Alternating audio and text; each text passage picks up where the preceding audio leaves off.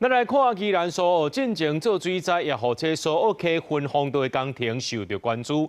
行政院10日有派人去视察审计工程基本设计，会中国期通过，也请这水利署进行工程发包前置作业，并自09年来完工。另外，县政府也针对马赛地区饮水问题提出相关计划。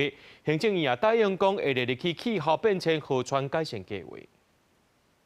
到苏澳溪分洪道有定地视察，行政院公共工程委员会10日现地来审计，视察了后到苏澳电工所讨论，会中决议苏澳溪分洪道基本设计修正了通过，并且请水利署先进行工程发包的前置作业，要来并且2029年完工。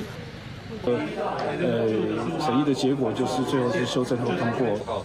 除了苏澳溪分洪道，行政院也到马赛地区视察，当地伫个饮水期间上款实在真严重，民众厝内底拢浸水，内底拢是土山，家具歹去，只好拢稀塞。一个水杯，它用了15年了，我们一挂头锅拢无力叮当。我们希望能够把这个港口大排的这个堤把它。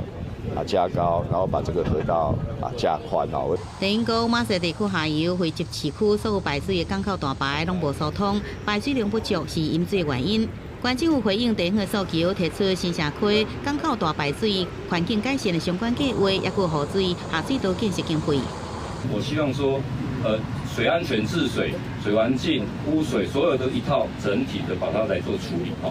行政院是讲，所有饮水问题，即摆中央的协助做一摆解决。县政府提出的相关治水经费计划，会纳入因应气候变迁、县市管河川甲排水整体改善计划来支援。